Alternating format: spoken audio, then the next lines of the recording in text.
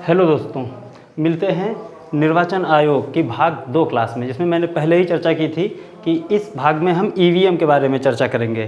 तो मिलते हैं और देखते हैं EVM. Electronic voting machine. Electronic voting machine का प्रदर्शन जो हुआ वो कब हुआ था? 1979 में। किसके द्वारा किया गया?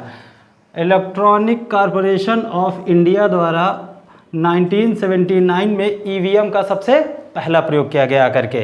उसके बाद 1982 में केरल विधानसभा केरल निर्वाचन क्षेत्र के थरूर विधानसभा के कुछ पोलिंग स्टेशनों में जो है ईवीएम का प्रयोग किया गया करके, सफल रहा करके।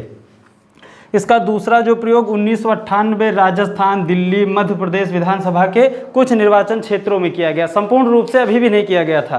संपूर्ण रूप से कब किया गया? संपूर्ण रूप से किया गया जून 1999 गोवा विधानसभा का संपूर्ण चुनाव। तो क्वेश्चन, ईवीएम से संपूर्ण विधानसभा का चुनाव कहाँ का कराया गया था?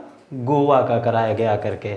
उसके बाद जो सबसे इम्पोर्टेंट है कि ईवीएम से पूरे संपूर्ण लोकसभा का चुनाव 2004 14वीं लोकसभा का चुनाव ईवीएम से कराया गया, इलेक्ट्रॉनिक वोटिंग मशीन से कराया गया था करके। तो लास्ट क्लास में जो हमने चर्चा की थी आकर के कि निर्वाचन आयोग कौन से भाग में है, भाग 15 में 324 से 329 तक के किस संविधान संशोधन द्वारा जो उम्र है वो घटा करके 21 से 18 की गई, इन सब की चर्चा भाग 1 में पहले ही कर चुके हैं। तो इस भाग में जो हम चर्चा कर रहे हैं वो ईवीएम की कर रहे हैं। अब ईवीएम, जब भी आप 18 वर्ष के हो जाएंगे, निर्वाचक नामावली में आपका नाम दर्ज हो जाएगा और आप मत देने के लिए सक्षम हो जाएंगे, तब ईवीएम से जब वोट डालने के लिए आप जाएंगे तो आपको वहाँ की कंडीशन कैसी मिलेगी। तो देखते हैं कि कैसा आपको वहाँ का चित्र मिलेगा करके। कोशिश करते हैं कि आपके सामने कि कैसे जो है आप जब वोट डालने जाएंगे किस तरीके से आपको बैलेट डालना होगा। हाँ, तो देखते हैं ईवीएम जब आप पहली बार मत देने जाएंगे तो कुछ कंडीशन आपको ऐसी मिलेगी आकर के। एक होगा वीवीपीएटी बॉक्स और एक पीठासीन अधिकारी द्वारा जो है आपको मत जारी किया जाएगा करके कि अब आप इसे हो जाए। यहाँ पर होंगे कैंडिडेट, सपोज क्या candidate A B C D E और एक होगा नोटा करके।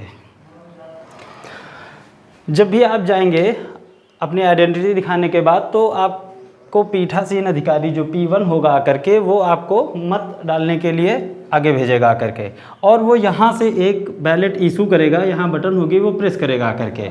जैसे ही प्रेस कर देगा अब आप मत देने के लिए यहाँ पर सक्षम है।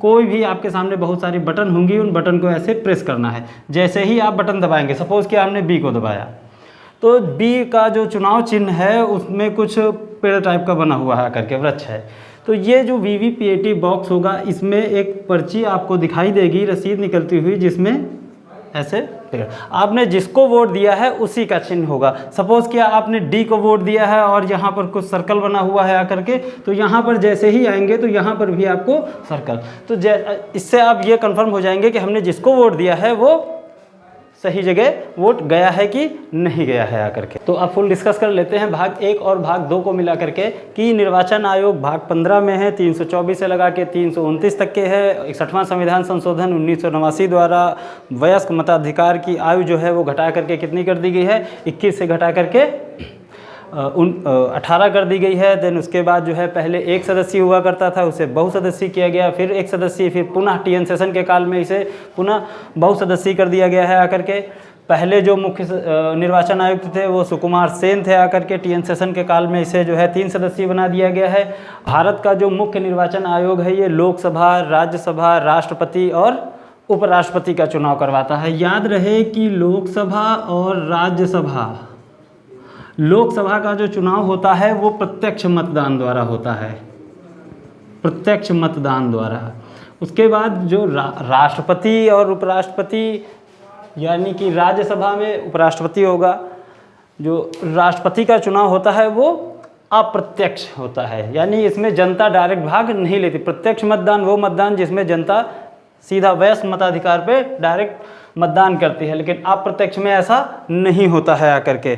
इन सब की चर्चा हमने भाग जो है 1 में की थी। भाग 2 में ईवीएम के बारे में चर्चा करनी थी आकर के कि कब लागू हुआ, कब भारत में इसके चुनाव कराए गए, कहाँ पर इसका पहला प्रयोग किया गया है और कैसे। तो अब दोनों भागों को मिला करके आप पढ़िए, एक साथ देखिए और हमारे चैनल माइंड मेकर्स अड्डा को सब्सक्राइब कीजिए, वीडियो को शेयर कीजिए ताकि और लोगों तक भी हमारी संपूर्ण जानकारी पहुंच पाए। मिलते हैं नए अगले क्लास में।